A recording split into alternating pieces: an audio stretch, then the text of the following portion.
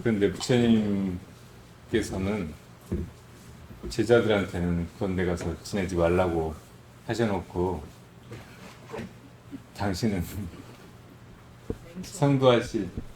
성부하시고 나서 한 번은 비가 오니까 코브라가 나타나가지고, 코브라가 이렇게 펴잖아요, 날개 같은 거를. 그래가지고 부처님이 비를 안 맞게 이렇게 우산. 위에서, 우산처럼 이렇게 해드리신 적이 있어요. 그리고 나중에 사리불 먹건년이 먼저 출가하고, 그 따르는 도반 혹은 친구들이 굉장히 많았는데 수백 명이 함께 출가한 거예요. 그리고 또 나중에 대거 부처님 제자들이 많이 생긴 인연이 가섭 삼형제가 한꺼번에 출가한 일이에요. 그 가섭 삼형제는 불을 섬기는 그런 외도였어요. 그 외도의 지도자들이었죠. 여러 가지 그 신통력이나 지혜, 카리스마가 있어서 정말 그 수많은 다른 제자들이 있었는데 부처님이 인연이 된 걸 아시고 거기로 가셨거든요. 우르벨라 숲이라는 데로. 근데 이 삼형제가 부처님의 그 모습을 보고 보통 분이 아닌 것 같으니까 시험해 보려고 저 동굴 속에서 오늘 밤 주무시라고 했어요. 근데 그 동굴 속에는 거의 용이 다 된 뱀이 있었거든요. 이무기 같은 게. 엄청 무서운 독을 가진 뱀이었어요. 그러니까 거기 들어가면 살아나오는 사람이 없었거든요. 부처님 보고 거기 들어가 주무시라고 했는데 다음날 부처님이 태어나게 나오신 거예요. 그래서 혹시 거기서 뱀 안 보셨냐고 하니까 여기 있다고 바로 안에다가 담아가지고 나오신 거예요. 아주 작게 만들어가지고. 그러니까 이해가 가시죠? 부처님이 왜 당신만 뱀하고 자유롭게 지내시면서 제자들한테는 같이 살면 안 된다고, 그런 데 가서 지내면 안 된다고 하셨는지. 우리가 괴로움 혹은 중생의 번뇌를 극복해 가는 과정이 그렇기 때문이에요. 처음에는 너무 무서운 번뇌는 피할 수가 없어요. 같이 있을 수도 없고. 그러니까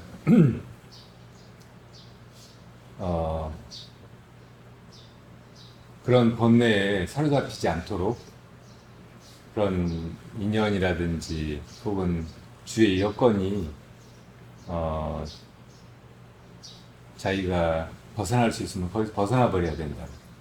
그런 인연 속에서는 같이 있을 수 없는 거예요. 괴롭기만 하고 수행도 못 해요. 그러니까 집에 이제 가족 중에 그런 사람이 있다든지 그러면 그런 집에서 나와야지 그런 가족하고 같이 살면서 수행하는 건 너무 어렵고 거의 불가능하단 말이에요. 너무 고생스럽기만 하고. 사실은 그래서 출가도 하는 거예요. 출가 안 하고도 얼마든지 마음을 바꿀 수 있고 깨달을 수 있고 하긴 하지만 아직 그럴 힘이 갖춰져 있지 않기 때문에 그 힘이 다 갖춰진 다음에는 다시 이제 가족도 만나도 되고 가족을 능히 교화할 수 있다. 우리가 요즘에 흔히 그 많이 듣는 말로 힐링이라는 거 있잖아요. 힐링 그런 거를 주도하고 가르치는 스님들도 몇 분 있어요. 근데 그런 무슨 여러 스님들이 와가지고 함께 강의나 그런 프로그램을 진행하는 데서 미산 스님이 나와서 하시는 강의를 최근에 들었어요. 참 좋더라고요. 다른 스님들이 힐링을 위해서 하는 얘기는 너무 얕고 조금 이 불법의 핵심을 사람들이 이해하고 불법을 통해서만 번뇌의 뿌리를 뽑을 수 있는데 그냥 조금 이렇게 위로해 주거나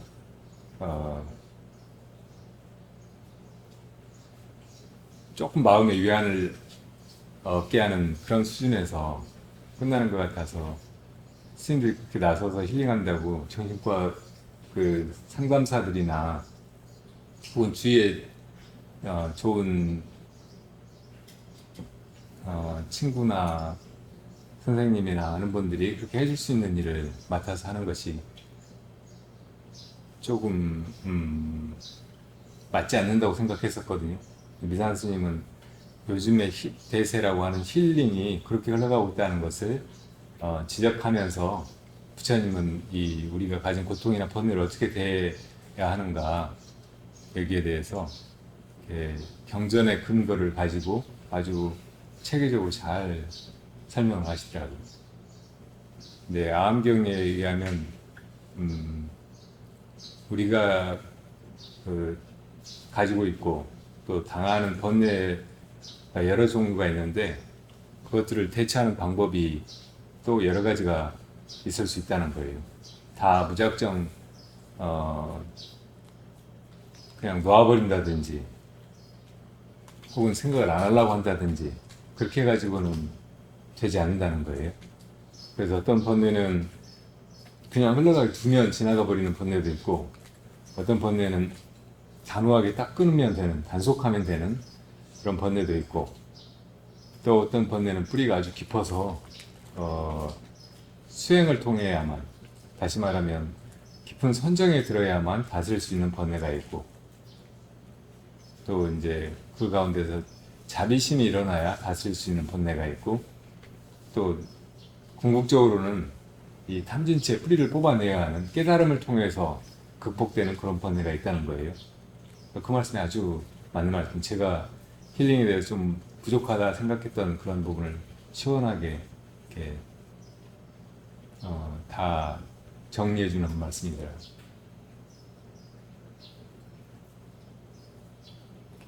우리가 이 세상을 살면서 불편한 것도 많고 힘든 고비도 있고 막 그렇지만 그럴 때 그거를 흔히 그냥 생각을 바꿔먹거나 혹은 다른 데다 관심을 돌리거나 누구한테서 이제 좋은 말을 듣고 거기서 지혜를 구하거나 혹은 자기 좋아하는 다른 일을 함으로써 조금 그냥 넘기는 경우가 많잖아요.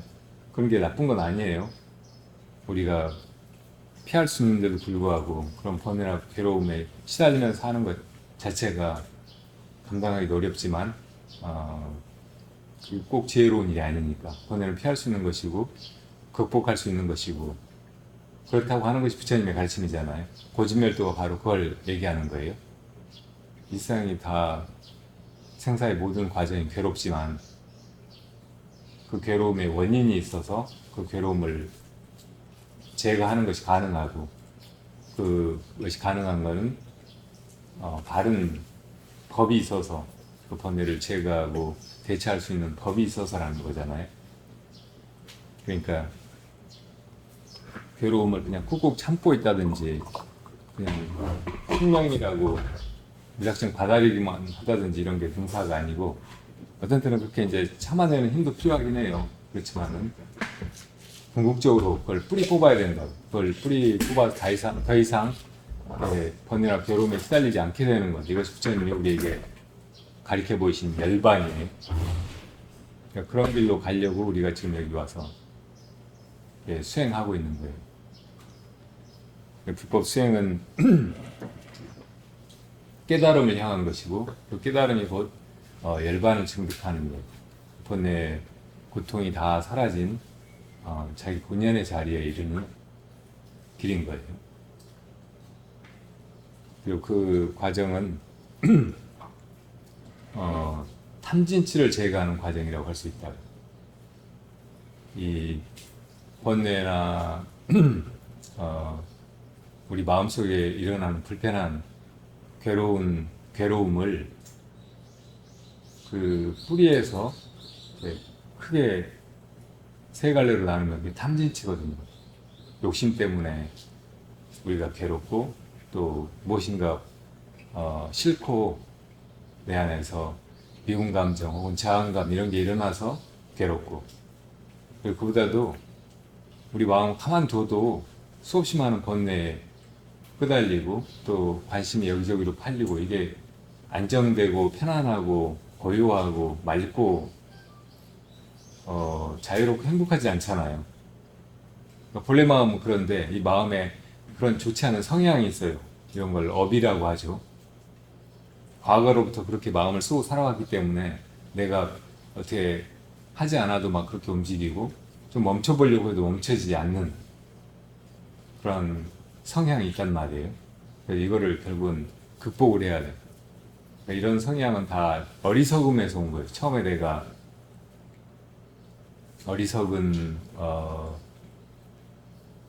눈으로 이 세상과 나를 보게 되면서 본래는 아무것도 나눠져 있지 않아요.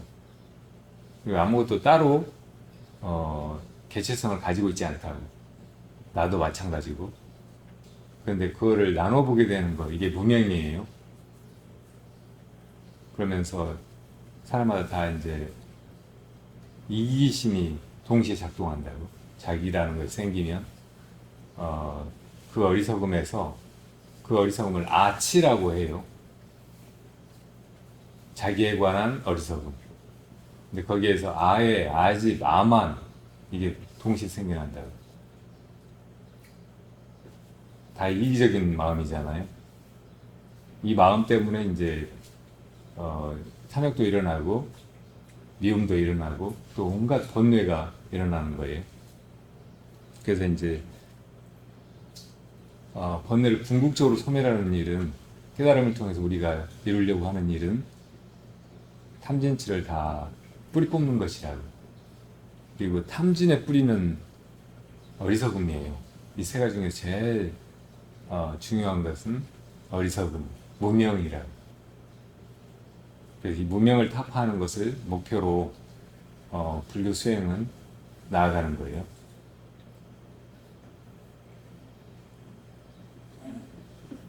그거를 이제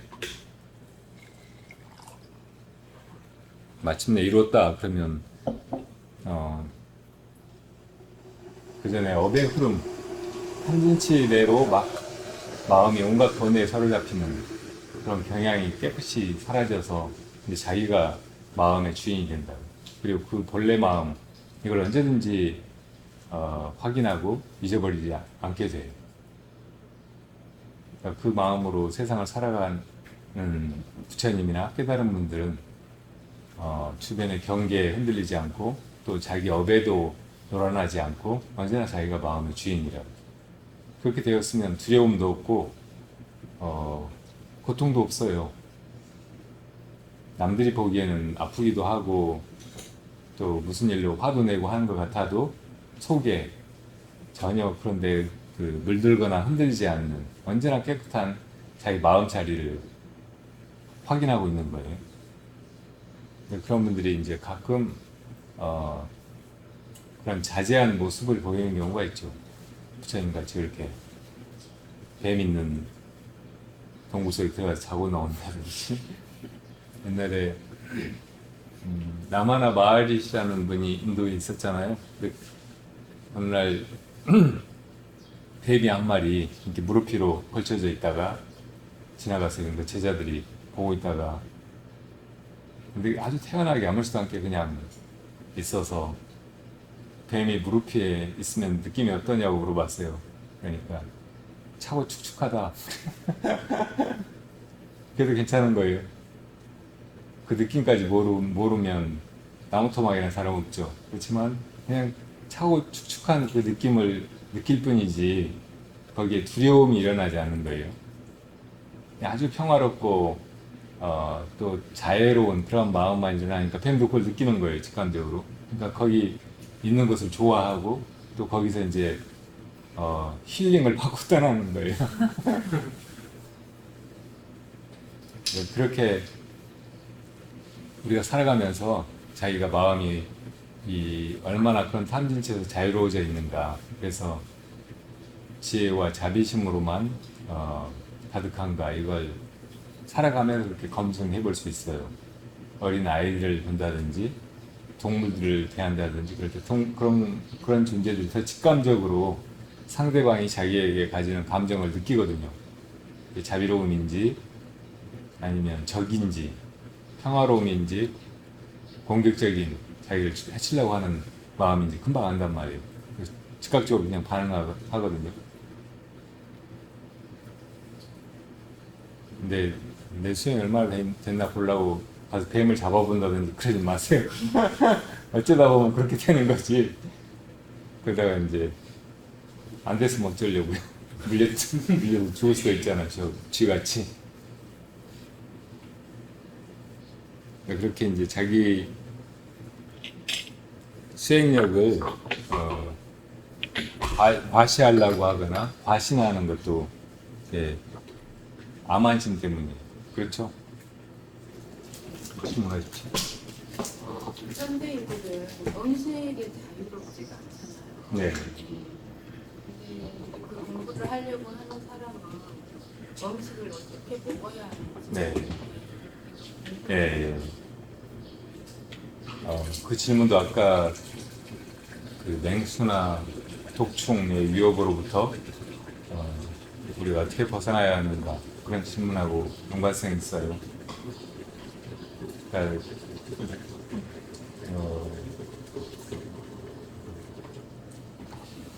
독충이나 맹수 같은 건 우리가 피하고 싶어하는 거고 우리 같이 있으면 고통을 주는 것들인데 음식은 기본적으로 우리가 필요로 하는 것이고 이게 싫거나 막 그런 건 아니잖아요.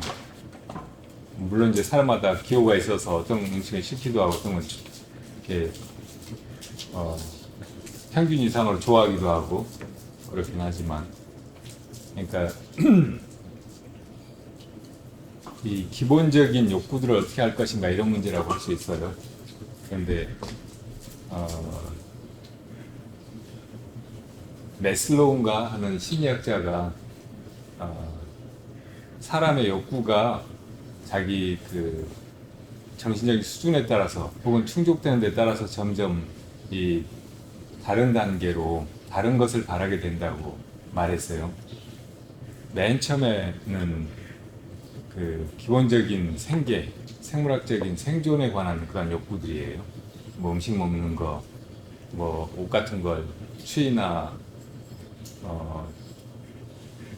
혹은 부끄러움을 피하기 위해서 걸치는 거, 또 쾌적하고 좋은 잠자리에서 잠자는 거 이런 것에 대한 욕구가 다 기본적으로 있고 그런 욕구는 우리가 떠날 수가 없어요. 부처님이라고 해도 음식도 드시고 옷도 걸치시고 이렇게 사시니까 그런 욕구까지 다 억압하는 것은 지나치게 금욕적인 것이고 부처님의 바른 중도의 길이 아닌. 그러니까 그런 거는 적당히 또 지혜롭게 잘 해가면 돼요. 그리고 이제 그런 욕구가 충족된 다음에 비로소 사람들이 안전에 대한 욕구를 가집니다. 근데 지금 당장 배가 고프면 좀 불안해도 쥐가 저기 나가서 저 먹다가 두드러 맞아 죽을지도 모르지만 너무 배가 고프면 가서 나가서 먹는 거예요. 근데 이제 배가 부르면은 불안하다 그럼 안 나가요. 안전에 대한 욕구가 일단 기본 욕구가 충족된 다음에 생겨난다는 거예요. 그리고 안전에 대한 욕구가 충족되면 그 다음에 어딘가 소속되고 싶어 해요. 그래서 내가 이 불교 신도라든지 혹은 법화림의 식구라든지 혹은 어떤 정당 지지자라든지 대한민국 국민이라든지 이런 소속감을 느끼면서 거기서 뭔가 자기가 의미 있는 존재가 되었다고 느끼고 그걸 만족해하는 거예요. 근데 그 다음에는 그것까지 실현이 되고 나면 이 존중에 대한 욕구가 생겨요.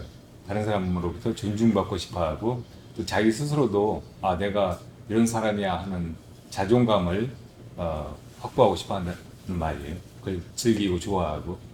근데 그것까지 실현되면 맨 마지막 단계 메슬로우가 이야기한 것은 자기 실현에 대한 욕구예요.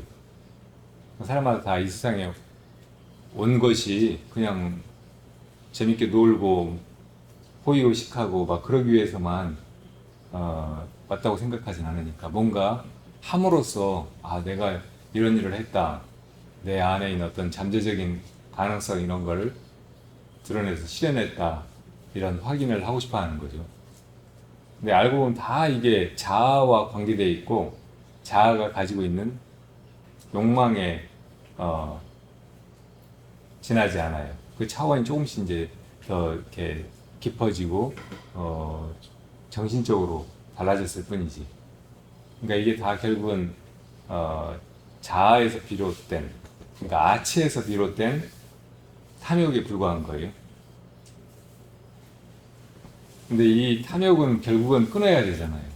탐욕을 넘어서야, 그리고 이제 어리석음까지 다 극복을 해야 비로소 이제 이 세상에 이렇게 구속된 존재, 삼계에서 윤회하는 존재가 아니고 해탈한 존재, 부처님 우리를 이끄시는 대로 열반에 이른 존재라고 말할 수 있죠. 근데 그렇게 이제 열반에 이르기 위해서 나아가는 그 과정에서 이 욕구를 어떻게 할 것인가, 여기에 대해서 부처님이 기본적으로 말씀하신 것이 너무 지나치지도 않고 너무 모자라지도 않게 중도적으로 해가라는 거예요. 그리고 너무 지나친 것은 다 끊기도 해야 돼요. 어떤 때는 욕망이 있다고 해서 그냥 무작정 충족시키려고 하는 게 아니고, 이건 너무 지나친 것이다. 여기서 이렇게 더 취하고 더 먹고 더 가지고 하는 것은 이건 나중에 나에게 괴로움으로 돌아오고 이 세상에서 또 도리가 아니고 다른 사람에게도 피해가 간다 이렇게 생각되면 그걸 안 할 수 있는 힘이 필요한 거예요. 절제하는 힘이. 음식도 똑같아요. 그래서 음식을 먹을 때 수행자는 그런 어떤 절제심을 가지고 중도적으로 그걸 섭취해야 된다. 너무 많이 먹는다든지 또 수행자가 먹기에 적당치 않은 그런 음식을 자기 수행에 방해될 걸 뻔히 알면서도 먹는다든지 그럴 필요는 없어요. 그래서 이제 그걸 적당히 조절할 수 있게 하셨다고. 그래서 스님들이 그 공양하는 바루를 응양기라고 해요. 뜻으로 하면 자기 양에 맞게 음식을 먹는 그런 뜻이에요. 그러니까 가끔 이제 절에서 스님들이 어디 푸성기 하나라도 안 버린다고 남은 음식을 다 그냥 먹고 막 괴로워한다든, 제가 그런 경향이 많은데, 또 이제 너무 그냥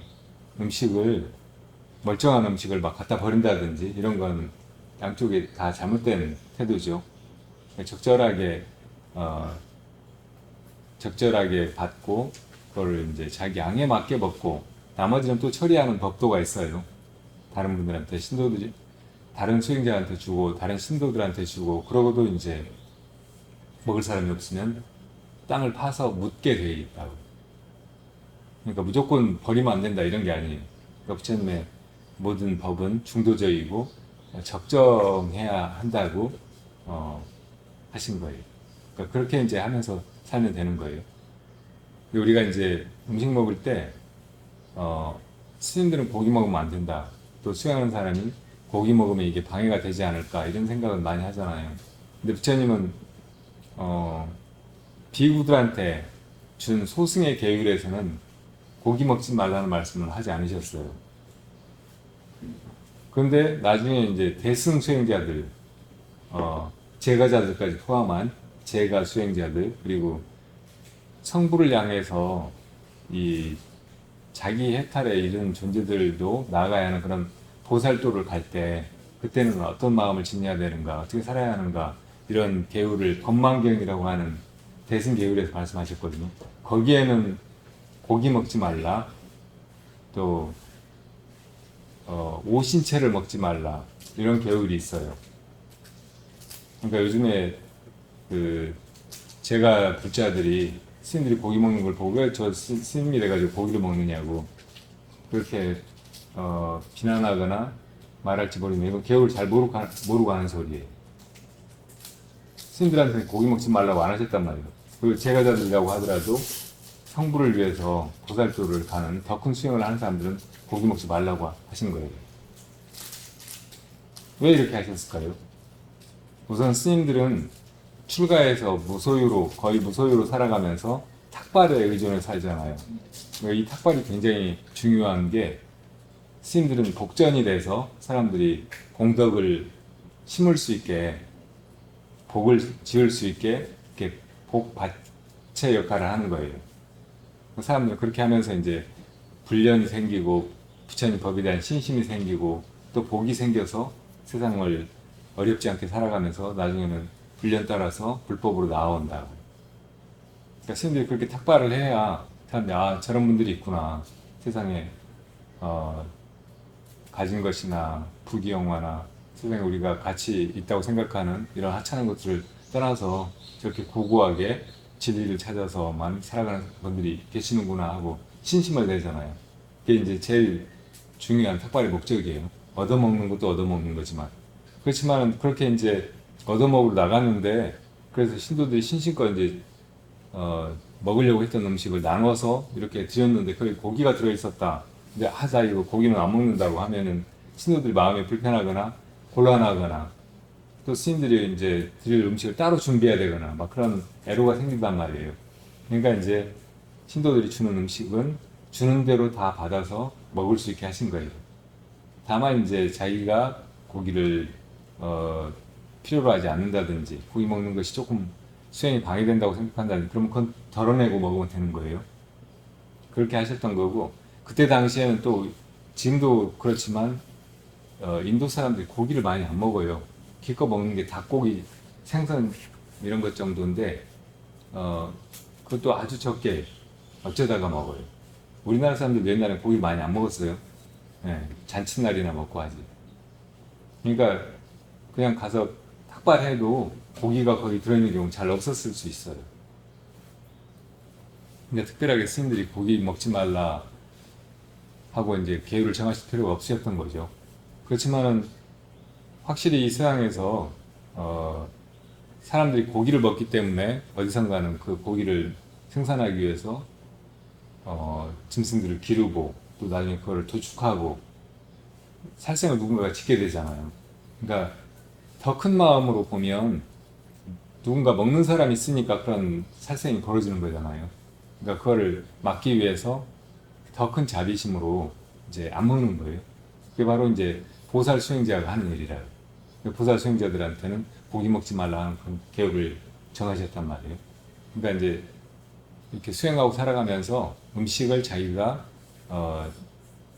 어떤 영향을 주는가 잘 봐서 조금 가릴 수도 있어야 돼요. 자기가 조절할 수 있어야 돼요. 양도 조절하지만 그 질도 잘 조절하면 그게 도움이 실질적으로 많이 돼요. 사람이 뭘 먹는가에 따라서 이 심리 상태도 달라지고 행동도 달라지고 삶의 자세나 태도가 확연히 달라지거든요. 비교적 이제 차근차근 우리 일상 생활부터 이 정신적인 수행까지 길을 단계적으로 가르치고 있는 요가 같은 데서도 이 고기나 막 너무 이 에너지가 많은 음식은 우리를 들뜨게 하고 번뇌를 더 많이 일으키고 또 막 어떤 때는 악업을 함부로 짓게 하고 하기 때문에 줄이거나 금하는 것이 좋다고 얘기를 해요. 반대로 이제 우리를 혼탁하게 하고 어리석게 만들고 하는 그런 음식도 또 가리도록 하고, 네, 그러니까 이런 음식과 우리 이 생활이나 존재의 연관성을 느낀다면은 그걸 조금 조절하는 것이 당연한 일이고 그 지혜로운 일이죠. 그래서 자기가 봐서 이제 할 수 있는 만큼 조금씩 조절해가는 것이 좋아요. 다 이제 다른 사람하고 함께 먹는다든지 나가서 뭘 사 먹어야 된다든지 그럴 때는 한계가 있기는 해요. 그래도 이제 자기가 할 수 있는 범위에서 그렇게 해가는 거예요.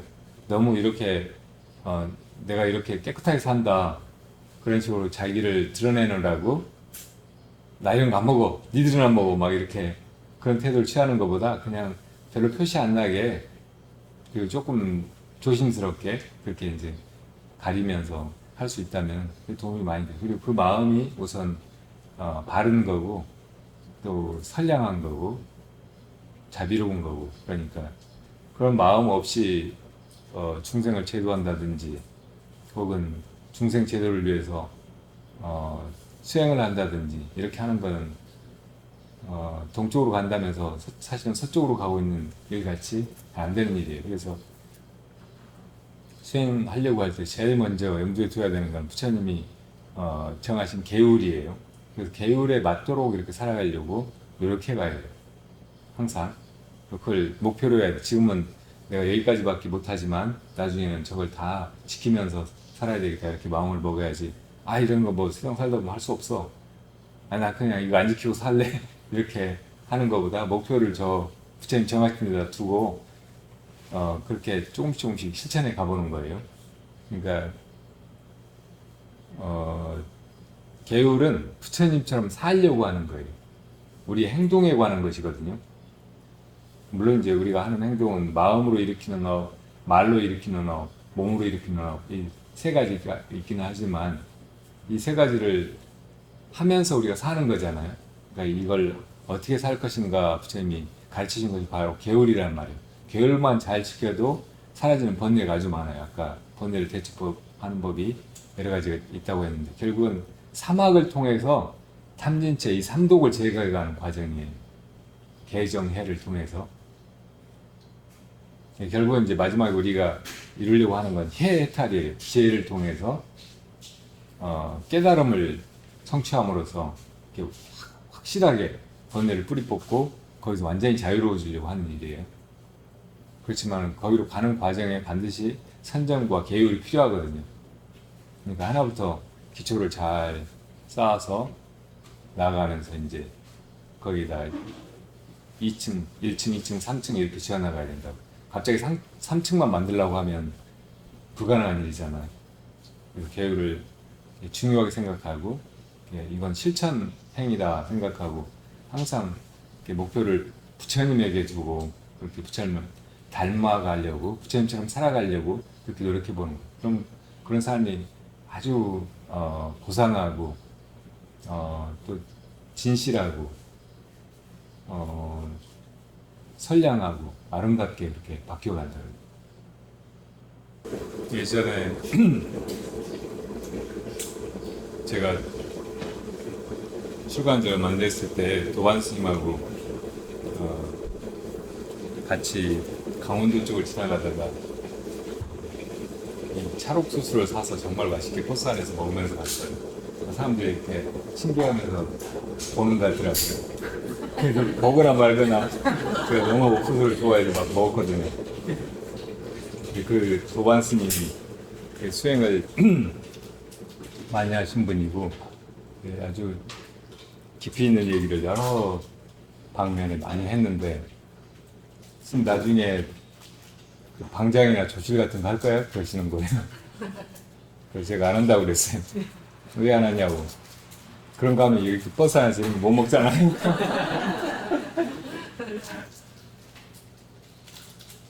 나옹 스님 개송에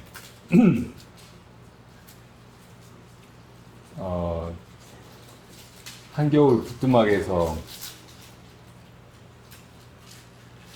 감자를 구워서 콧물 흘리면서 흐르는 콧물 소매로 닦으면서 먹는 맛 국산이 왕산이 내 알 바 아니라 그런 게 있어요.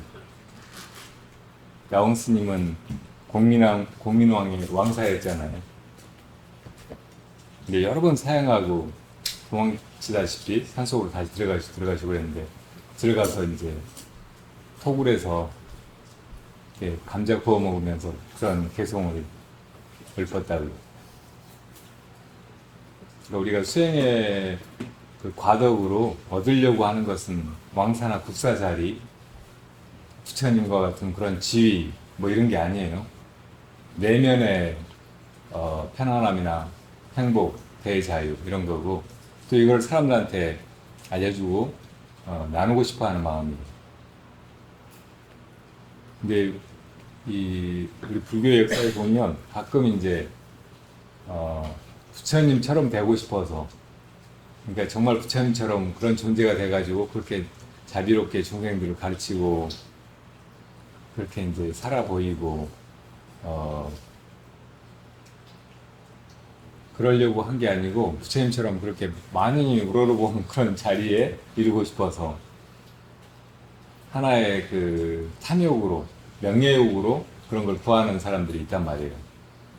그런 마음이 우리 안에도 조금씩 숨어 있을 수 있어요. 그러니까 그런 걸 경계할 줄 알아요.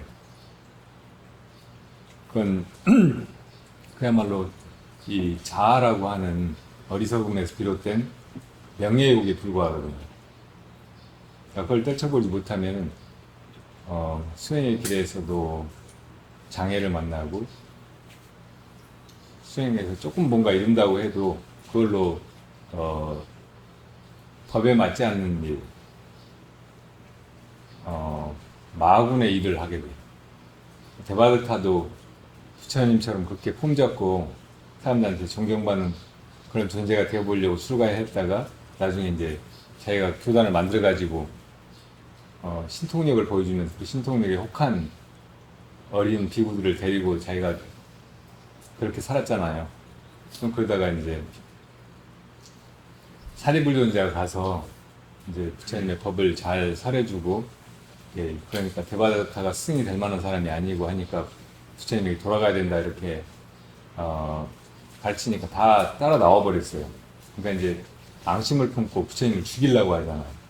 그런 사람들 마음은 그렇게 흘러가는 거예요. 그러다가 이제 나중에는 3번이나 한 번은 코끼리한테 술을 먹여가지고 술 취한 코끼리가 부처님을 밟아 죽이려고 했다가 안 되고, 또 자객을 보내서 죽이려고 했다는데 자객도 실패하고, 그러니까 자기가 직접 이제 부처님 지나가시는 그 계곡 위에서 바위를 불러뜨려 가지고 부처님을 죽이려고 하다가 돌은 딴 데로 가버리고, 부처님 발가락에 피가 나고 돌 파편이 튀어가지고, 네, 그러면서 바로 그냥 그 지옥으로 떨어져 버렸어요. 그러니까 참회가 거의 불가능한 죄가 5가지가 있어요. 그 중에 하나가 부처님 몸에 피를 나게 하는 거예요.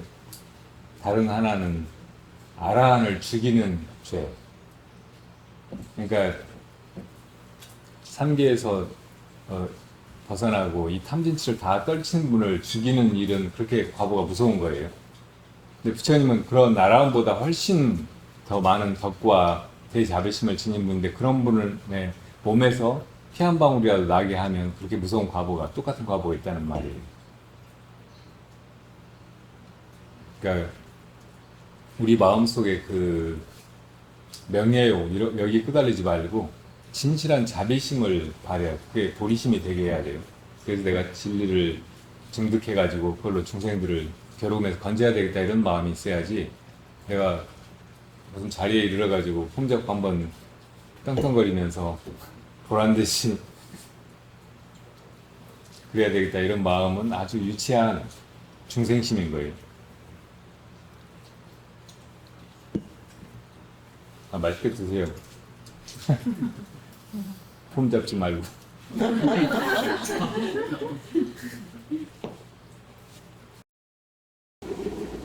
제가 스님들이 지키는 계율, 비국의 비구니에는 고기 먹지 말라는 그런 계율이 없다고 했는데, 그렇다고 해서 막 스님들이 고기 먹고 하는 게 옳고 그렇게 먹어도 된다는 얘기는 아니에요. 이 대승불교 문화권의 비구들은 비구 보살이라고 한다. 모습은 비구지만 속으로는 대승의 길을, 성부를 향해서 가고 있는 거예요. 그러니까 보살길을 지켜야 되는 거예요. 보살길을 또 스님들이 받는다고. 그러니까 그런 마음으로 살아야 되는데, 정말 자제하게 되고 또 중생을 다 교화할 수 있는 힘을 갖추었다면 인연 따라서 혹은 어떤 중생을 제도하기 위해서 그 고기를 먹을 수도 있어요. 부처님이 고기를 드시면 돼지고기를 먹으면 돼지가 천상에 간다고 그런 말이 있어요. 그리고 옛날에 재밌는 얘기가 있는데, 일본에 되게 그 가풍이 엄격한 스승이 있었어요. 근데 어떤 수행자가 여기저기 다니면서 이제 다른 스승들한테서 다 인가를 받았어요.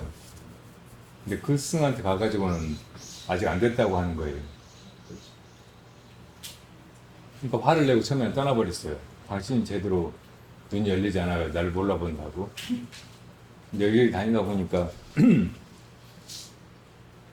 자기가 분명하다고 생각했던 게 흔들리고 이게 다가 아닌 느낌이 드는 거예요.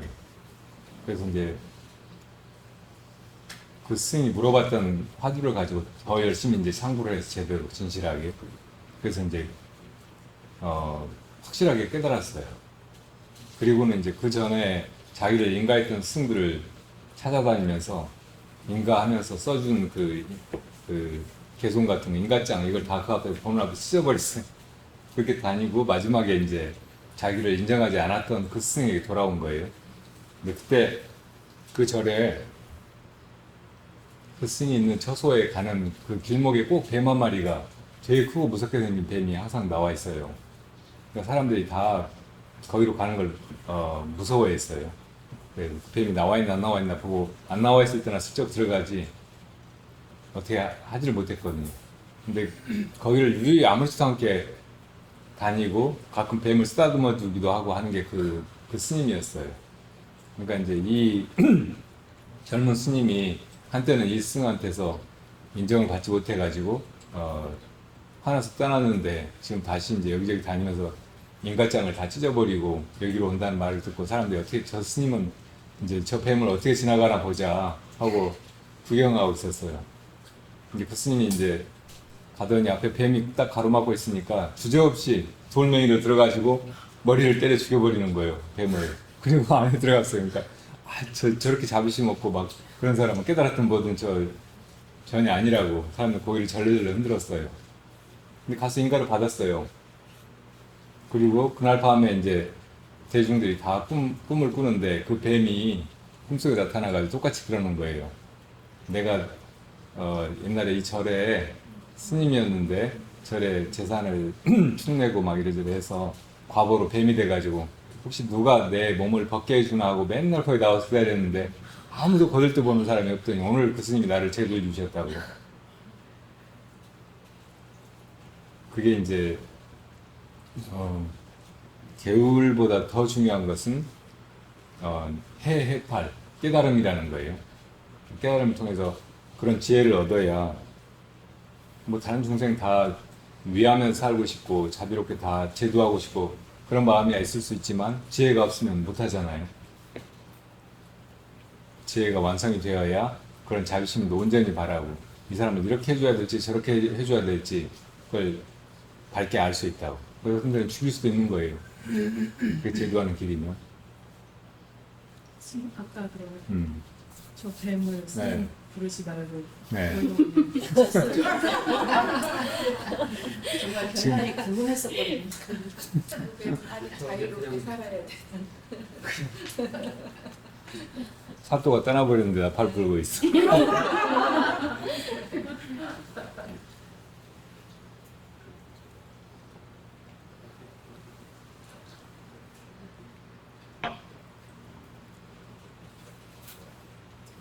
지혜는 항상 그 상황에 맞게 나오는 거예요.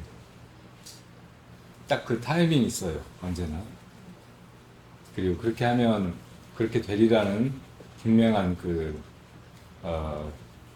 인과를 꿰뚫는 안목이 있다고. 근데 그게 꼭 이러는 게 좋을까, 저렇게 좋은가, 저렇게 하는 게 좋을까 생각해가지고 나온다고 그렇게 생각할 필요 없어. 그렇게 된다고.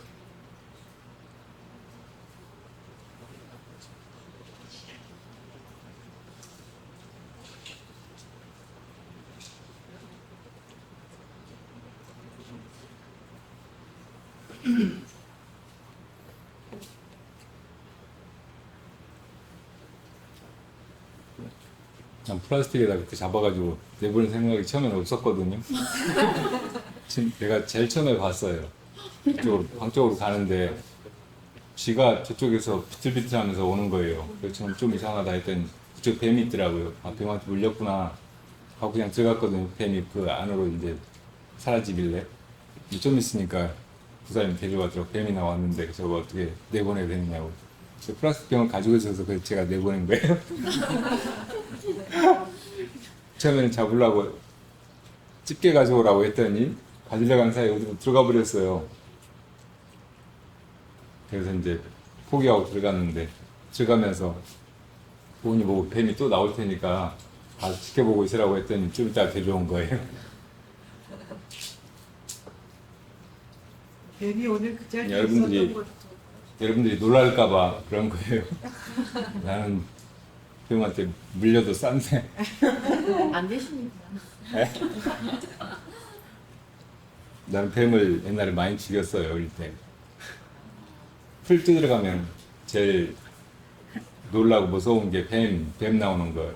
그때부터 그래요. 제도하신 거예요. 아니요.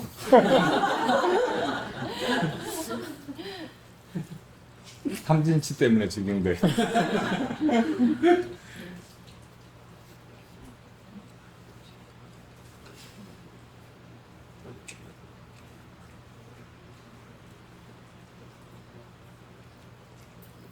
전혀 출연할 시기가 아니었는데 뱀이 아침에 나오셔서 참 지금 나오셨어. 장마철에 이렇게 햇살이 나면 뱀들이 몸을 말리려고 흔히 나와요. 아침에 근데 이제 계속 축축한데 쭈그리고 있느라고 배가 고파가지고 저 쥐가 굉장히 크잖아요. 그래서 그렇게 큰 거를 집어삼켜요, 저는 뱀이. 이 악관절은 이렇게 붙어있지 않아가지고 떨어진대요. 그러니까 어마어마하게 벌어져요. 그냥 무조건 집어삼키고 천천히 소화시키는 거예요. 제가 한 번 먹으면 가을까지 배가.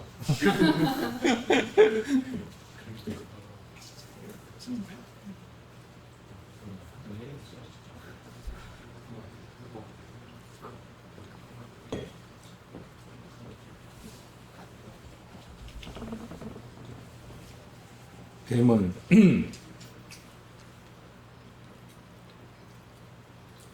나중에 뭐가 돼요? 오래 살면 뭐가 돼요? 이무기 이무기가 됐다가 용이 돼요. 그렇게 다리도 없이 땅 위로 기어다니면서 그 사는 게 얼마나 불편하겠어요.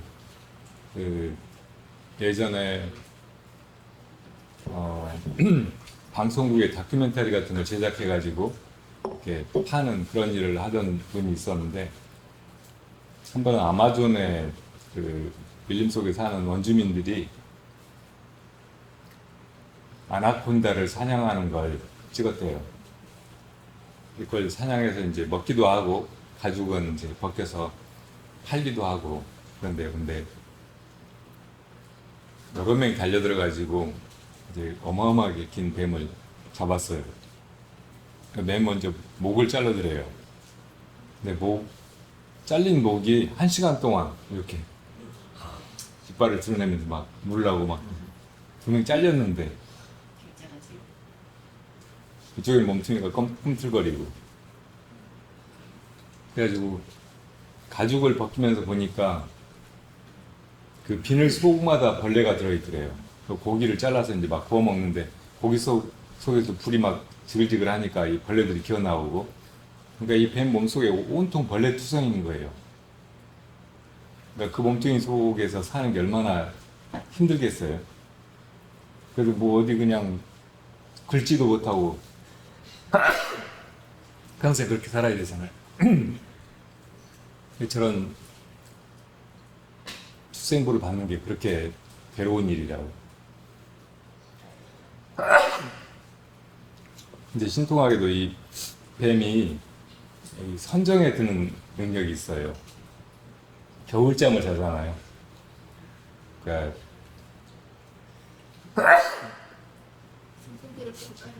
괜찮아요. 겨울잠을 자는 게 그냥 잠자는 거나 혹은 쉬고 있는 게 아니고, 마음이 왜 이러지? 평상시하고 아주 다른 뇌파가 완전히 달라진 상태에 들어가 있는 거죠. 이게 우리가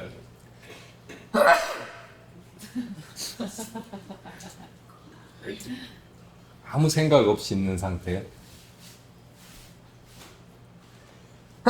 아유 참. 저 카메라 때문인 것 같아요. 제발.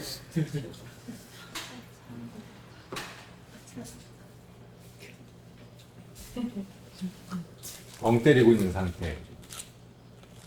그런 상태에 들어가 있는 거예요. 그걸 무기정이라고 해요. 근데 무기정도 선정의 일종이에요. 우리가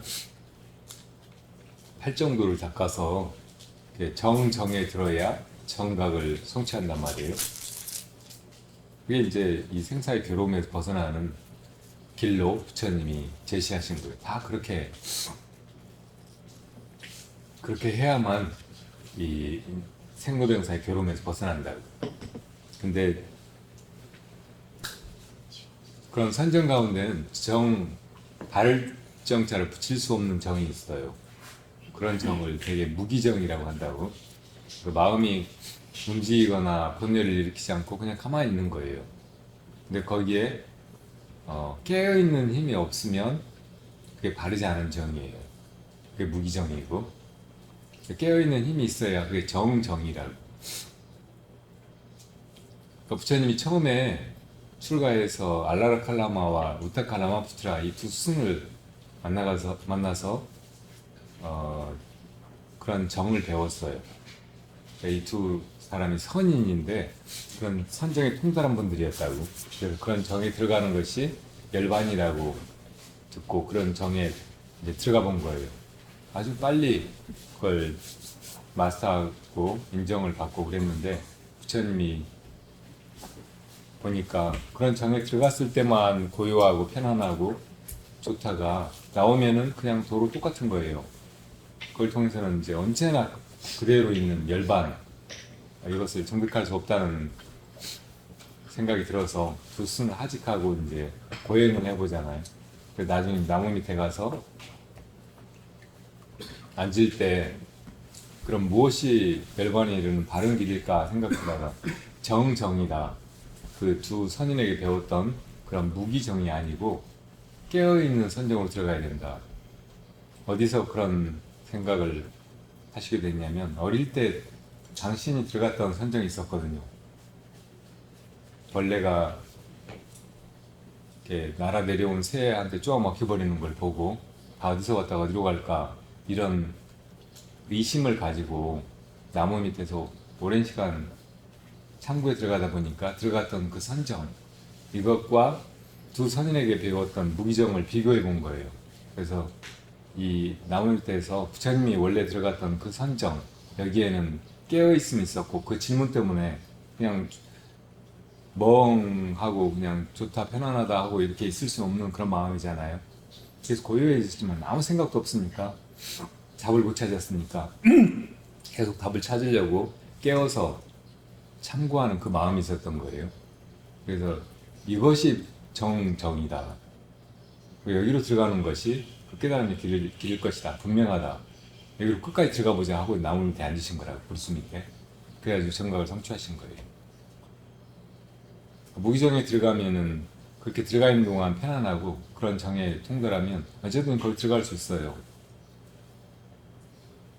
심지어 이 우주가 사라져도 그대로 그 상태로 있을 수 있다고. 우리가 선정에 들어가면 음식을 안 먹어도 되고 또 밖에 무슨 난리가 나도 자기 몸이 보호가 돼요. 자기 몸을 스스로 지킨다고. 그러니까 그 상태는 아주 안락하고 좋은 상태라고, 그게 열반이라고 착각할 수도 있죠. 그래서 많은 외도들이 부처님의 법을 배우지 않으면 그렇게 무기 속에 들어가는 거, 무기정이 정말 좋은 상태고 언제든 거기만 들어가면 되니까 그게 이제 열반이라고 착각하고 거기 들어앉아 있는 수가 있다고. 근데 거기 나오면 거기 영원히 있을 수가 없어요. 인연이 닿으면 또 나오게 된다고. 나오면 다시 또 똑같은 중생이고 역시 생사 속에 있고 그 생사의 틀에서 전혀 벗어난 존재가 아니게 돼버린단 말이에요. 시간 낭비죠. 열반의 길로 가는 길은 반드시 정정을 통해야 하고 그 정정은 깨어있는 힘, 이걸 다른 말로 윗바사나라고 해요. 윗바사나와 선정, 사마타, 이 두 가지가 같이 있는 그런 정으로 들어가야 된다는 거예요. 정의 쌍수를 해야 된다는 말이에요. 지관이 동시에야 하고. 그러니까 이게 완벽하게 잘 갖춰진 방법이 부처님이 하셨던 대로 화두를 가지고 들어가는 거예요. 내가 과연 어디서 왔을까? 이 모든 것을 하는 그 근원의 주인이 뭘까? 이렇게 묻고 들어가는 거예요. 그 힘을 가지고. 그러면 그런 거 뭐 사마타 위파사나 또 무기정 뭐 이런 거 어떻게 뭐가 어떻게 다른지 알지 못해도 그냥 들어간다고. 그 정각에 이르는 거예요. 그러니까 우리가 이렇게 화두를 들고 수행을 해갈 수 있게 된 것을 정말 큰 복으로 얘기해야 된다고. 이게 부처님이 하셨던 그런 수행법이에요. 흔히 이제 남방에 가서 윗바사나 수행을 좀 배우고 온 사람들이 윗바사나 수행이야말로 부처님의 정법 수행이다. 부처님이 직접 하셨던 수행이고 가르치신 수행이다. 이렇게 얘기를 하거든요. 마음경만 보면 대체로 가르치는 수행법이 그렇게 사념체를 관할하는 것이에요.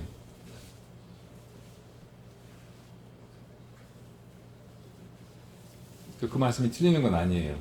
그렇지만은 부처님이 당신처럼 우리가 어디서 왔는지 이걸 깨달아야 한다. 창구에서 깨달아라 이렇게 처음부터 가르치지 않는 이유고 이게 어려우니까 그런 거예요. 이것도 이제 자기 본성을 보는 일이라고 할 수 있거든요. 볼 수 없고 잡을 수 없는 그것을 보고 증득하는 일이라는 말이에요.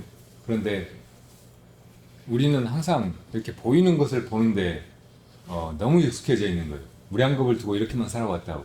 근데 보이지도 않는 그 자기 마음을 보라고 하면 그걸 끝까지 파고 들어가서 거기 이르는 사람이 깨닫는 사람이 별로 없는 거예요. 그래서 이제 보이는 거, 자기 호흡이라든지 이 몸뚱이의 움직임이라든지 바깥의 대상이라든지 부처님이 가르치신 사성제, 팔정도 이런 진리 이걸 보도록 하신 거예요.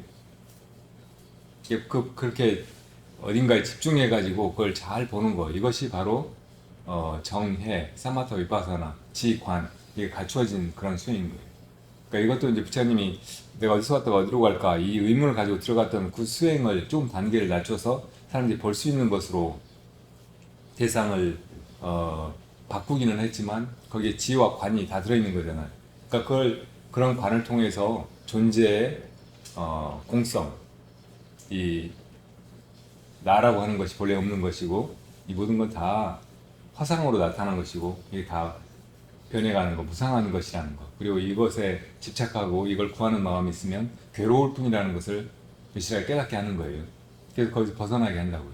이게 바로 이제 소승법이에요.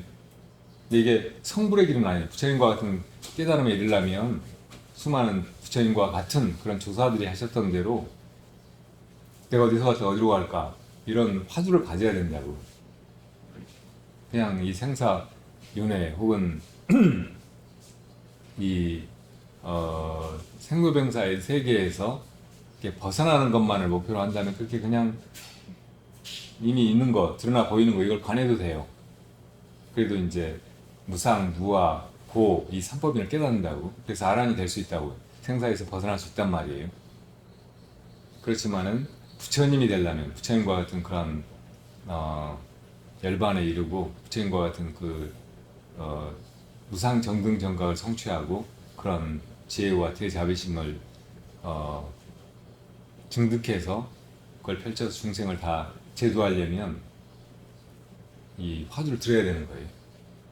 자기 본성을 깨달아야 돼. 그냥 다 공하구나, 다 무아로구나, 다 무상하구나, 다 괴롭구나 이것만 깨달아가지고 안 된단 말이에요. 그리고 그렇게 이제 부처님과 같은 무상 정등 정각을 성취하기 위해서는 원력이 필요해요. 일체 중생을 다 그 괴로움에 공감하면서 건지려는 마음 속에 깊이 간직하는 것이 좋단 말이에요. 그런 존재가 보살이잖아요.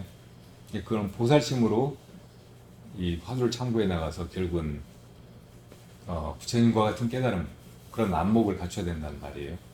부처님이 이르신 그 자리에 이르러야 돼. 그 열반 묘시네.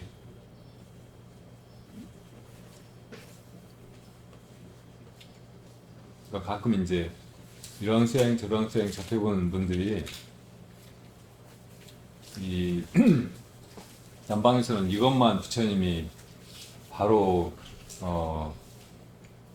직접 수행하시고 가르치시고 했던 수행이다 이렇게 하는 얘기를 듣고, 또 티벳 같은 데 가서는 티벳 불교 수행이야말로 대승불교의 수행이고, 그리고 스승들이 모든 그 과정을 수행의 차제를 분명하게 점검해주고 그렇게 이끌어주는 더 나은 수행이다 이런 말씀을 듣고, 또 우리나라에서는 수많은 선사들이 이게 최상승선이다, 화두 들지 않고 뭐 이것저것 경전 같은 걸로나 뭘 배워보려고 하는 건 다 아르말이다, 외도다, 막 이렇게 하는 심한 말들 듣고 하면서 굉장히 혼란을 겪을 수 있어요. 근데 모든 불법 수행에는 공통적으로 지관이 들어가 있다고, 선정과 반야 이걸 같이 닦는 길이 들어있단 말이에요. 대승 수행은 육바라밀로 흔히 요약되는데 마지막에 선정바라밀, 반야바라밀이 있잖아요. 그러니까 이게 다 같이 있어야 불교의 바른 수행이란 말이에요. 그리고 이거를 벗어났다, 한쪽만 있다 그러면 이건 바르지 않은 수행이에요. 외도 수행이라고. 그냥 선정에 들어가는 것만, 무기정에 들어가면 그걸로 열반이라고 가르친다든지, 혹은 선정에 들어가지 않고 그냥 어떤 주장을 하는 거, 유물론이라든지 혹은 유신론이라든지 뭐 이거 믿으면 된다 막 그런 식으로 이야기하는 그런 모든 종교나 이데올로기는 다 외도예요. 다르지 않은 열반의 길이 아니에요. 그래서 이제 불교 수행은 소승이든 대승이든 아니면 최상승이든 다 지와 관, 사마타와 위파사나, 정과 해, 선정과 반야 이걸 같이 나가는 그런 길로 제시되어 있다고. 이런 점에서는 이게 다 바른 법이다 이렇게 말해도 되는 거예요. 근데 이렇게 바른 것과 바르지 않은 것만 있느냐? 그건 아니에요. 부처님의 법은 중생의 근기에 따라서 차례차례 설해졌다고. 소승법도 있고 대승법도 있고 일불승의 법도 있고, 그리고 소승법에서 가르치신 수행법도 있고 대승법에서 가르치신 수행법도 있고 최상승문에서 가르치신 수행법도 있는 거예요. 근데 우리 간화선이야말로 사실은 부처님이 실제로 하셨던 수행이고, 그리고 궁극에 마하가사백에 이렇게 연꽃을 들어보이면서 또 관 밖으로 발을 내밀고 탑 앞에서 부처님이 다자탑 앞에서 수법하실 때 마하가사백이 왔을 때 자리를 펴서 너 여기 앉으라고 자리를 반으로 나눠 앉으신 그런 일들이 바로 부처님의 그 최상승법, 이것을 마하가사백이 전하신 일이고, 그게 지금까지도 이렇게 쭉 조사상으로 전해오고 있다는 거, 이걸 믿어야 한다. 그리고 자기가 직접 해보면서 이 수행이야말로 가장 빠른, 한 걸음도 옮기지 않고 그냥 모르다가 오직 모를 뿐이다가 갑자기 깨달아 버리는 그런 수행이라는 걸 자기가 증험해야 돼요. 그렇게 해가면서 점점 여기에 대한 확신이 분명해져야 된다고. 그렇지 않고 이 길도 좋지만 저 남방에서 밑바사나가 부처님 직접 가르치신 수행이라고 하는데 그거 해볼까? 이런 생각이 있거나, 나는 안 될 것 같은데 염불이나 하지 뭐, 막 이런 왔다 갔다 하는 마음이 있으면은 수행길을 견실하게 끝까지 안 흔들리고 갈 수가 없어요. 수행의 길은 실제로 가는 거고, 그 가는 데는 처음부터 끝까지 믿음이 지탱해 주는 거예요. 가다가 이거 아닐지도 모르는데 하는 회의가 오면 반드시 거기서 주저주저하거나 되돌아 나와버리게 되는 거예요. 끝까지 믿음을 가지고 가야 된다고. 그리고 그 믿음이 완성되는 것, 더 이상 믿을 필요가 없이 확실해지는 거는 그 결과에 목적지에 이르렀을 때, 그러니까 이게 부처님의 열반에 이르는 길이라고 해도 그걸 자기가 직접 가야 하고, 직접 가는 데는 믿음이 처음부터 끝까지 필요 불가결하게 있어야 하기 때문에 우선 이 믿음을 갖추고 출발하는 것이 중요해요. 그런 부분에서 혼란이 있으면 안 된다고요. 제가 하는 얘기를 들어보면은 아 그렇겠구나 하고 납득이 가야 돼. 여기에서도 이제 회의가 있으면은 아직 이런 선문에 최상승의 수행문에 들어올 근기가 아닌 거예요. 그런 어떤 선근이 아직 갖춰지지 않은 거예요.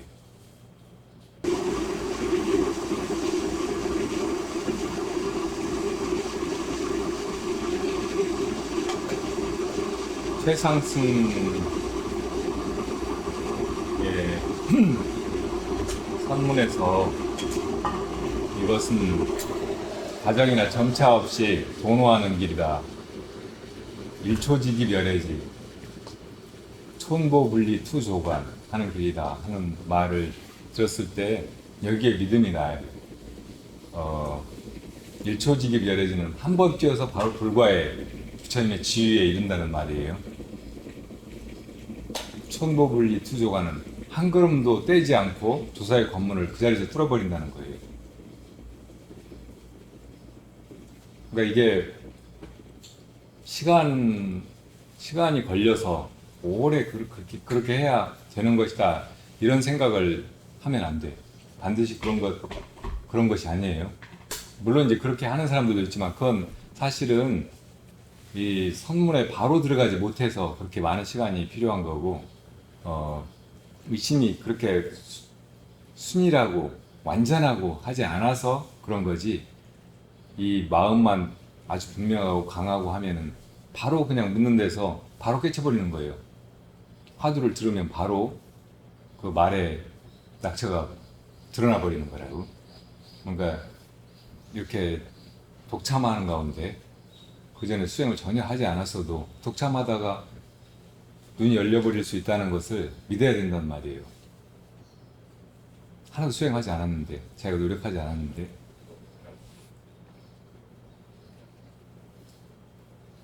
그리고 우리 저 선중사에 보면 수없이 많은 옛 성취자들이 그렇게 혼자 막 오래 좌선해가지고 막 그냥 잠도 안 자고 몇 달을 몇 년을 그렇게 해가지고 깨친 경우는 별로 없고 대부분 다 스승이 뭐라고 하는데 한마디에 그냥 깨쳐버린다고. 이게 바로 선의 생명이고 핵심이라고. 그러니까 선이 뭐 이렇게 앉아서 연백하는 거라고 생각하지 마요. 그냥 스승하고 문답하는 거예요. 스승의 질문 앞에 서는 일이라고. 또 그 질문 그때 바로 깨치는 거예요. 바로 대답할 수 있게 되는 거고. 그런 마음으로 선을 해야 된다고요. 그게 이제 준비가 다 된 사람, 최상승의 근기라고 할 수 있어요. 몽산 스님이 그 몽산법어라는 책을 어록을 남기셨는데 그게 우리 대장경 안에 들어있고 굉장히 중요한 선수행자들의 지침서 같은 건데 거기 무자 십절목이라는 글이 있거든요. 그러니까 이 무자 화두를 들 때 어떤 마음으로 드려야 되는지 10가지 또 세부적인 그런 질문으로 낱낱이 이제 잘못되지 않게 또 바로 거기 들어가게 물어놓으신 거예요. 근데 거기 시작하는 부분에 먼저 무자를 들어 보이면서 조주스님에게 제자 문원이 와서 계획이 불성했습니까 없습니까 하니까 무 하셨다. 이렇게 무라고 하신 뜻이 뭐냐, 무자의 의지가 뭐냐. 몽산 스님이 무라고 하실 때 마음속에 무슨 뜻으로 이걸 하신 거냐. 이걸 성질 급한 놈이 단번에 뒤집어가지고 바로 나한테 드러내 보이면 내가 바로 인가하겠다고 했어요. 이렇게 바로 단번에 뒤집어서 보이는 거예요.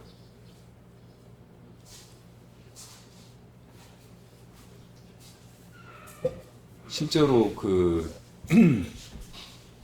조주스님에게 계획이 불성에 있습니까 없습니까 하고 물었던 제자 문원이 조주스님 무하는 데서 그냥 깨쳐버렸거든요.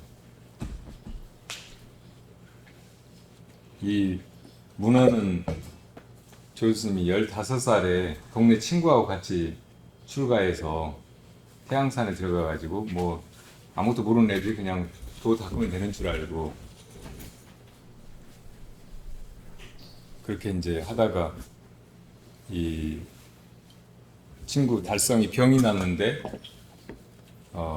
조주스님이 돌아가서 몸을 치료해가지고 다시 해보자고 한데도 고집을 피워 나는 이렇게 끝까지 하다가 죽으면 다음 생에 또 한다고.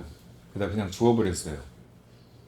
그 충격으로 조주가 아 이렇게 아무것도 모르는 애들이 승도 없이 도닦는다고 해서 안 되겠구나 하고 승을 찾아서 떠나요. 그래가지고 나중에 남전을 만나 스님 뭐가 도입니까? 하고 물어요. 그러니까 평상심이 도다. 우리 이렇게 평상시에 쓰고 살아가는 이 마음이 도다 이렇게 일러주시는데도 깨달아 버린다고. 아주 짧은 대화에서 평상심이 도다. 그러면 그걸 향해서 나아가야 합니까? 그럼 이 마음이 뭘까? 이목고 하고 이렇게 그렇게 쫓아가서 그걸 잡아야 되는가? 깨달아야 되는가? 이렇게 생각하고 그걸 향해 나아가야 됩니까? 하고 물어요. 그러니까 향해서 나아가면 도리어 어긋난다 하셨다고.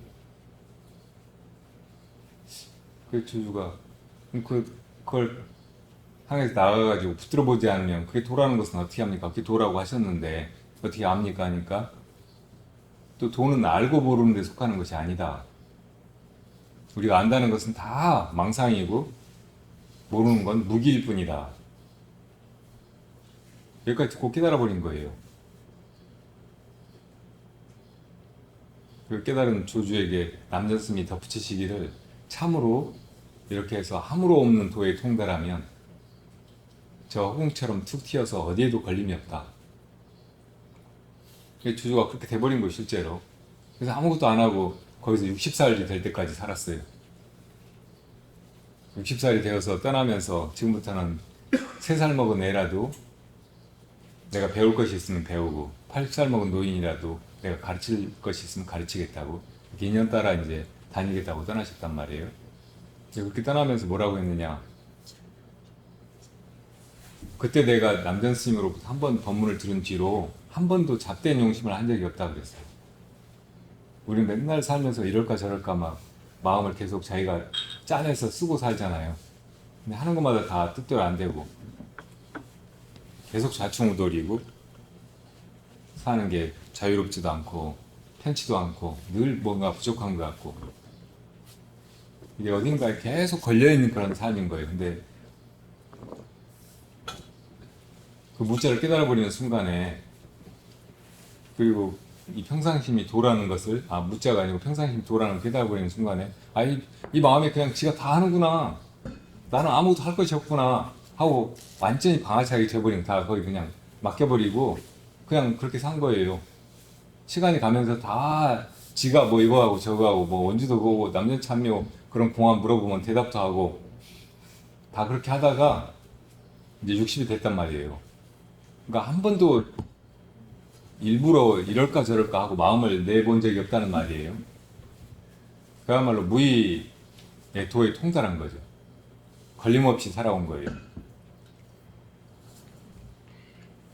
사람들은 다 하루 24시간에 불임을 당하지만 난 내가 시간을 굴리면서 산다. 이렇게도 말씀을 하셨고 이 엄청난 일이 어떻게 일어났느냐. 마음이 바로 도고 이 마음은 원래 있는 거니까 그걸 막 일부러 잡으려고 하거나 쫓아가서 알라고 하거나 그럴 것이 없다는 것을 깨달아 버림으로써 된 일이에요. 이게 다 하니까 내가 일부러 나서가지고 이럴까 저럴까 할 것이 없다는 거예요. 이게 도잖아요. 우리가 세상을 어떻게 살아야 될까 하고 길을 찾는데 귀찮은 것을 도를 구한다고도 말할 수 있잖아요. 근데 어떻게 살아야 돼요? 이 마음이 다 알아서 해요. 그러니까 그냥 놀아요. 아무것도 하지 마요. 이게 무의의 도라고.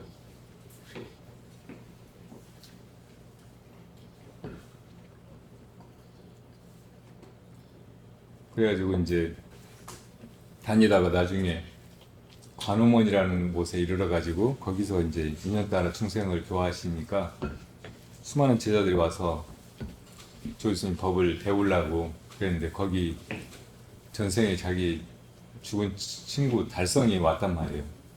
몸을 바꿔가지고 이름이 문원이에요. 그놈이 그 자리에 와서 보니까 조스님 별로 이렇게 법문을 안 하시고 항상 누가 물어보는 말에만 그냥 시큰둥하게 대답을 하시니까 지금 부처님 어디 있어요? 저 법당 안에 있지.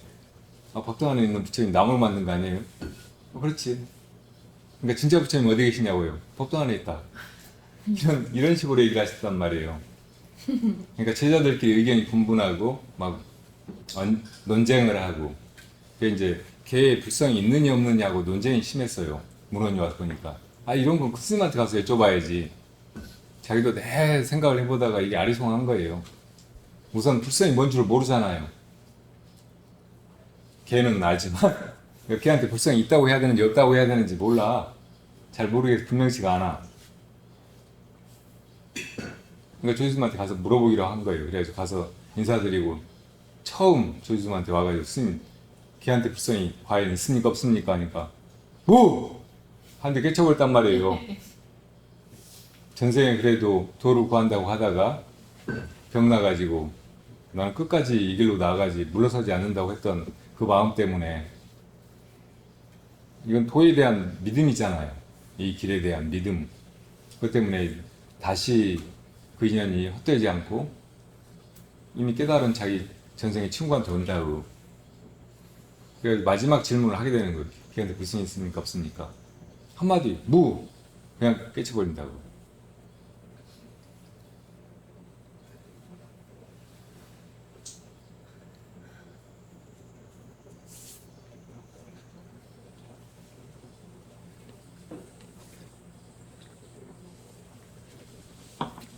이거를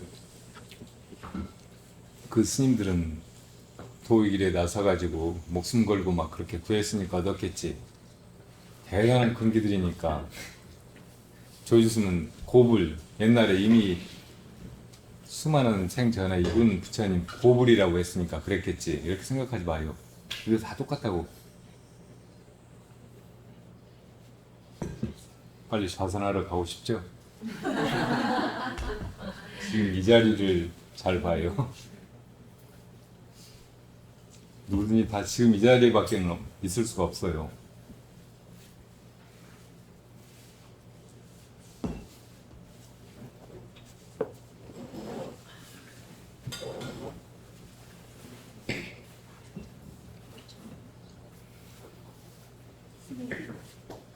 그 화두일교가 안 돼 있던 상태에서도 스승님의 그 한 말씀 예. 갑자기 한마디 듣고 깨칠 때 네. 그때는 이해가 돼 있는 거예요. 그 순간 그 전에는 안 돼 있다고 느꼈다고 해도 네.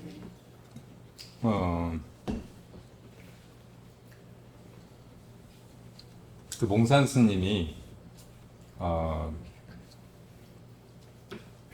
처음에 이제 젊은 시절에 벼슬도 하고 장가도 들고 근데 불교를 좋아했어요. 근데 몸이 심하게 병이 나가지고 거의 죽게 됐어요. 그래서 부처님한테 발언하기를 제가 이 병고에서 떨치고 일어나면 내 인생의 남은 시간은 오직 도를 구하는 일에 바치겠다고. 근데 병이 나았어요. 그래서 출가했어요. 그래가지고 처음에 스승에게 가가지고 무슨 화두를 가지고 청구를 냈는데 도무지 되지가 않아요. 정말 내는 많이 쓰고 잠도 안 자고 막 죽기 살기로 하는데도 이래가 안 된다고. 그러다가 어느 날 꿈을 꿨는데 꿈속에서 황벽신 단재화상이라고 나오는데 단재고 황벽이거든요. 단재화상이 나타나가지고 만법이 다 하나로 돌아가는데 이 모든 것이 다 하나로 돌아가는데 그럼 그 하나는 어디로 돌아가느냐 하고 물으시는 거예요. 꿈속에서 그게 너무 그냥 대답을 하려고 막 쩔쩔대다가 대답은 안 나오고 막 진땀을 빼다 깨놨어요. 근데 그 시심이 이제 안 가시는 거예요. 며칠. 근데 며칠 만에 깨달아 버렸어요. 그러니까 그전에 이리어를 이루려고 그렇게 막 애를 썼는데 안 되다가 마지막에 그렇게 물어보는데 그냥 그 자리에서 이래가 돼버린 거예요. 꿈속에서도 되고 깨어나서도 되고 또 잠들어도 되고 그렇게 되면 그냥 며칠 안 가서 깨닫는다고. 그 순간에 깨달아버리기도 하고 그리고 며칠 가는지 안 가는지 몰라요. 그런 상태에서는. 그러니까 그게 바로 언하라고 하는 거라고.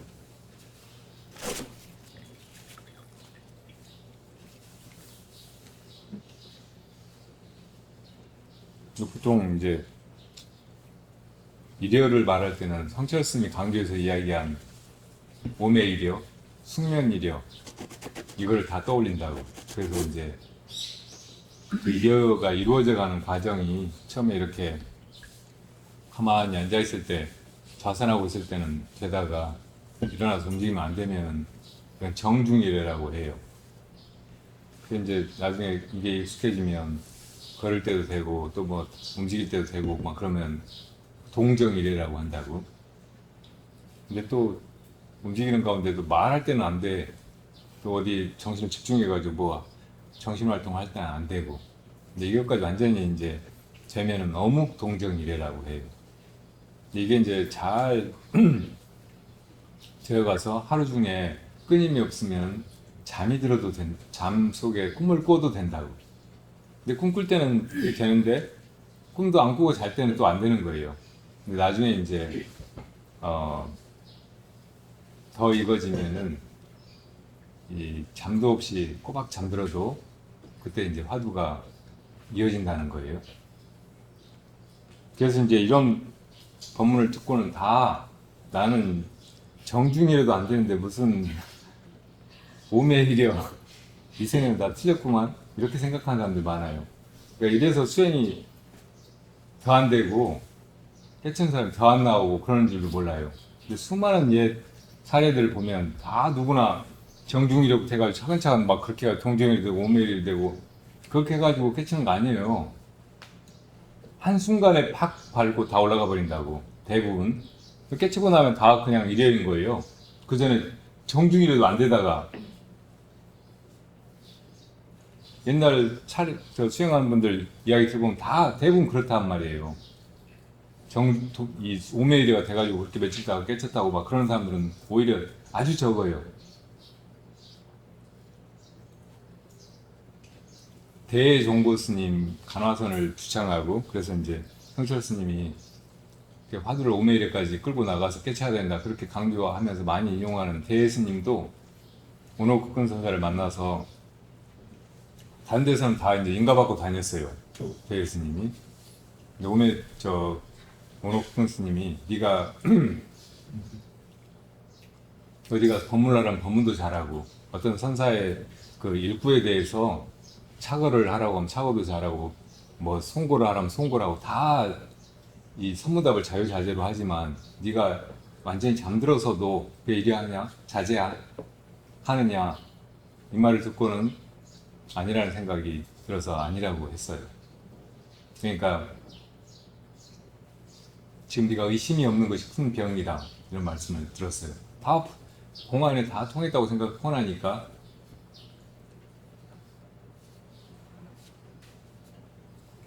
네, 그 대스님에 관한 얘기인지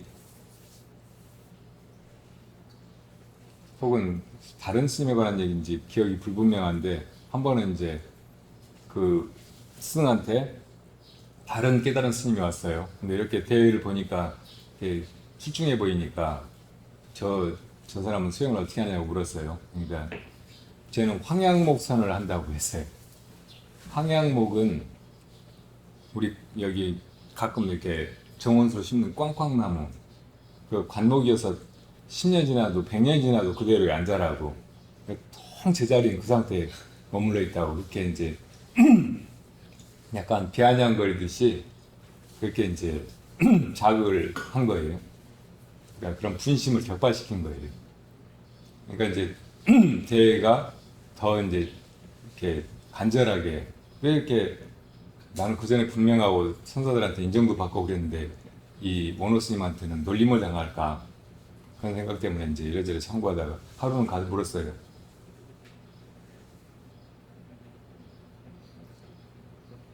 이 등나무 덩굴이 나무에 의지하고 있을 때 나무도 쓰러져 버리고 등나무 덩굴도 말라 죽어버리면 그때 어떻습니까? 그러니까 서로 따라온다 그러시는 거예요. 상수리야. 이게 이제 등나무 덩굴 혹은 이 소나무, 나무 이게 비유하는 바가 있어요. 근데 어쨌든 이제 그렇게 물어보는데 둘 다 죽어버리면 어떻게 됩니까? 서로 따라온다 이 말이 깨쳐버린 거예요. 깨치고 나서는 그전에는 이제 꿈속에서도 안 된다고 했거든요. 근데 다 돼버리는 거 이제 꿈속에서나 숙면 상태에서나. 그러니까 막 화두를 지어가지고 오메이리가 돼가지고 그렇게 깨친 게 아니고 스승의 한마디에 그냥 바로 그렇게 깨쳐버리고 깨치고 나니까 오메 혹은 생사에 완전히 일리하게 된 것이라고요. 이렇게 되는 거예요. 세 분 다 이렇게 된다고. 그러니까 그런 이 정중이래, 동정이래, 몽중이래, 오메이래 이걸 순서로 생각하지 마. 나 꼭 그 길로 밟아가야 된다 이렇게 생각하지 마. 이건 무슨 단계가 없어요. 깨치면 그만이야. 그야말로 바로 부처가 되는 길이고 바로 그 모든 과정을 한 번에 그냥 통과하는 길이라고. 예수님, 응. 그게 한 번에 깨치면은 이제 모든 그 상시식들이 가끔 이제 보면 그 오후 공부를 못했다. 네. 그 오후 공부는 뭐 10년 뒤에 되었다. 이런 얘기를 많이 네. 하잖아요. 네. 그거는 생사에게 식탈하지 않았다는 얘기니까 그건 어떤 얘기죠? 가끔 이제 아까 그 몽산버버 같은 데도 보면 화두를 주시면서 이렇게 공부가 이거나고 이렇게 깨치게 된다고. 깨치면 와서 오후에 일을 물으라고 나와요. 깨친 다음에 그걸 이제 어떻게 보림을 해가야 되는지 혹은 이제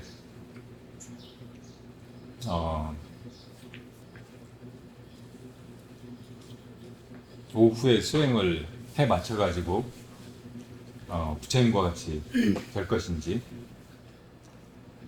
그런데 이 오후의 일이 접근이 없다라고 말하는 것이 번호 전수를 주장하는 성철스님 같은 분들의 그런 말이에요. 근데 그 뒤에 이걸 분명하게 이렇게 익혀나가고 닦아나가서 저를 완전히 부처님처럼 그렇게 드러나게 해야 된다. 그리고 그것이 구경각이다. 그래서 그 길을 따로 얘기하는 것이 도노 점수 같은 것이라고. 근데 이거를 가지고 또 논쟁을 하기로 하면 더 혼란스럽고 어떤 것만이 길이다 이렇게 말하기가 어려운 부분이 있어요. 그래서 이거는 대체로 근기 따라서 그렇게 되어나가는 것이라고 생각하면 돼요. 상철 스님은 보조 스님이 도노 점수를 이야기했다고 해서 지혜 종사라고 하고, 그렇게 이제 도노 점수로는 이 선문의 정로가 아니라고 막 그렇게 비난을 하셨는데, 보조어록 보조 전서 같은 데를 잘 보면 이 보조 스님이 도노 점수만을 이야기한 게 아니에요.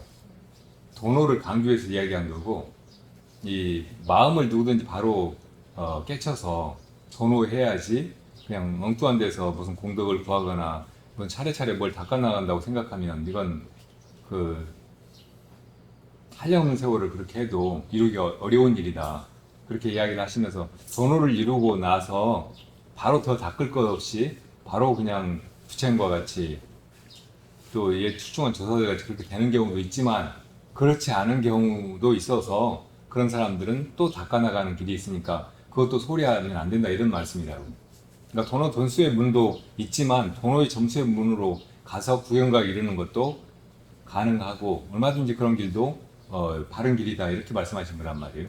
근데 이거를 이제 이 성철 스님이 너무 논쟁적으로 부조 스님의 도노 점수를 인용했다는 점에서 그걸 그냥 부분적으로 끌어다가 그걸 막 그냥 비판한 거예요.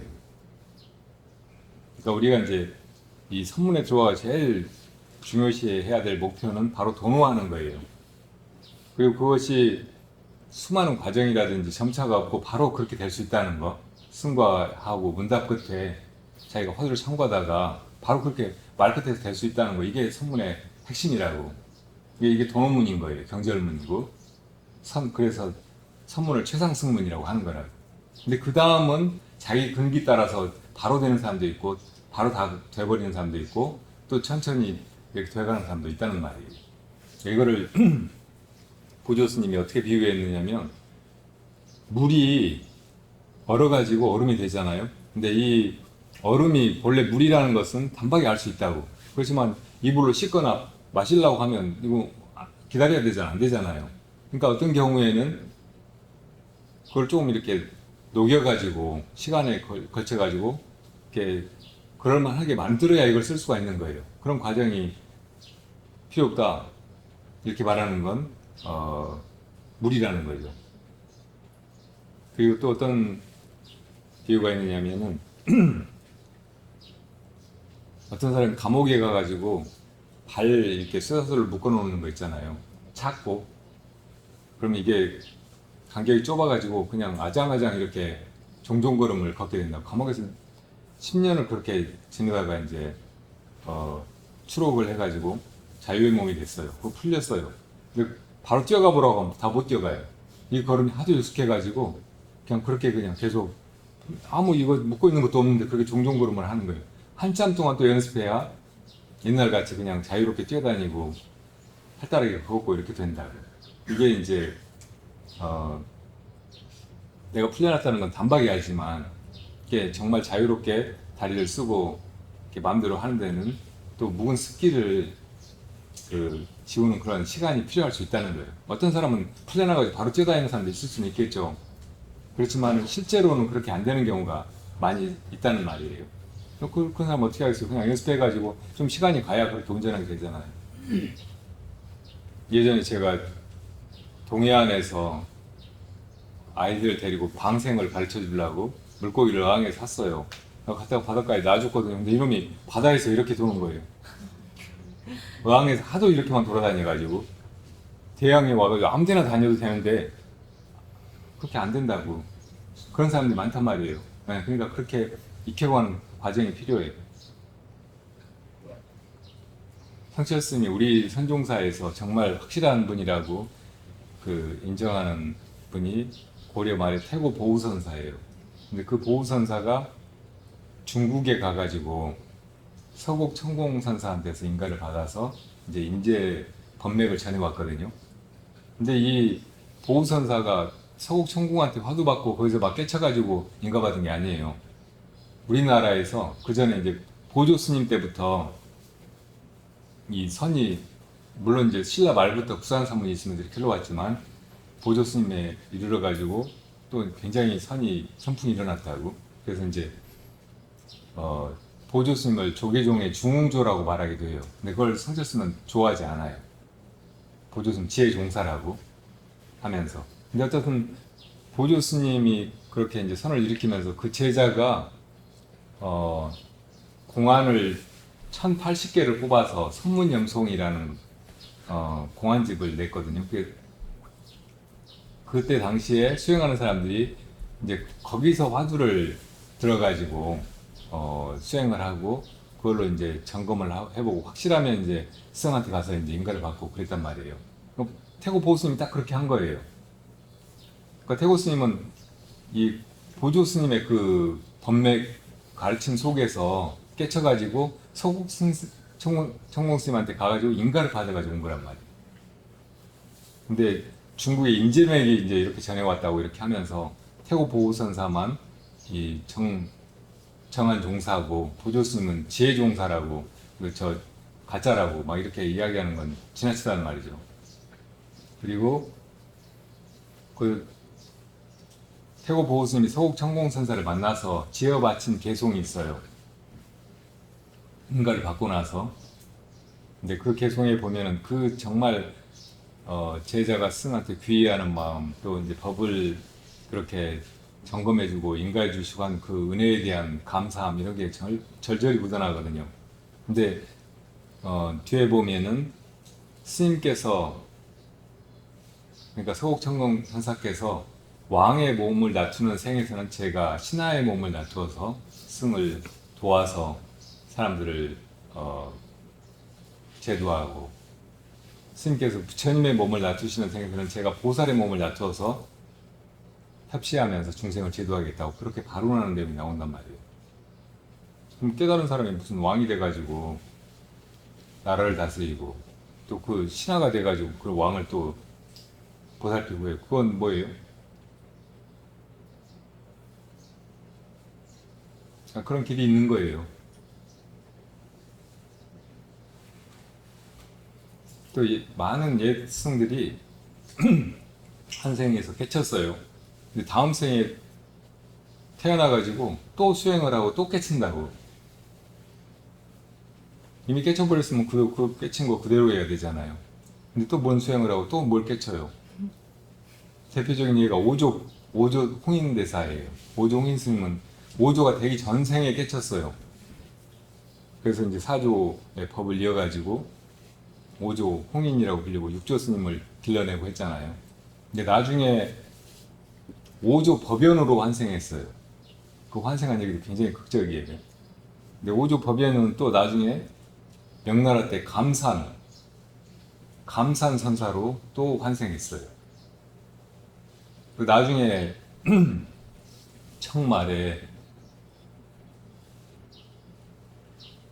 그리고 이제 중국 공산화되고 할 때 허운대사로 환생했어요. 다 아주 치열하게 수행하고 그러다가 깨치고. 왜 그래요? 그 전에 다 깨친 게 아닌가? 그러니까 이렇게 깨달음 이후의 일에 대해서는 깨쳐봐야 알고 또 자기 길이 또 저마다 다를 수 있어요. 그러니까 그걸 미리 돈수다, 돈수만 옳다 이렇게 이야기할 것이 아니고 그냥 나도 먼저 우리가 역점을 두고 해야 될 일은 돈호에 이르는 일이라고. 그 다음 일은 그냥 자기 인연 따라 이렇게 하면 된다고. 자기 원력 따라 하고.